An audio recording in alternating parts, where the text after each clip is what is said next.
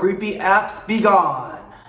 Maybe. Incoming from The Verge, Apple's system to tell on creepy apps just arrived in beta. At the Apple Worldwide Development Conference of 2021, Apple's App Privacy Report has been coming into beta with a new iOS 15.2 beta update. According to the announcement, the feature will now show what permissions apps have and how often they've been accessing them in the past week. So for example, they could say that the weather app looks at your location once every hour.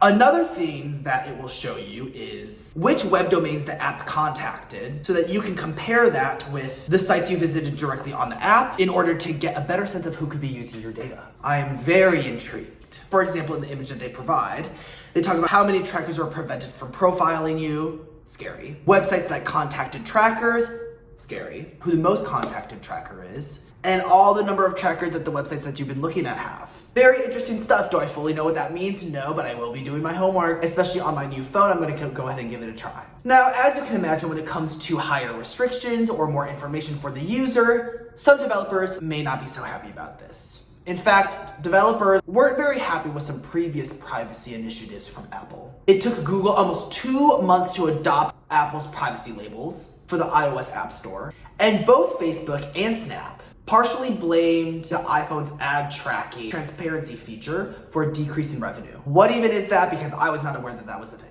After a little bit of sleuthing, this is the pop-up that comes up giving users the right to choose whether or not they want to give an app information about the websites and the other apps that belong to the company that they've been using.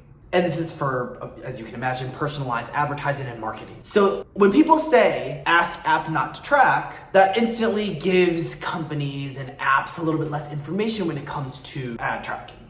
Of course, with many of the beta versions of updates, we don't necessarily know if this new feature is going to be making it to iOS 15.2 generally. But there's a good chance that we'll see the privacy report soon.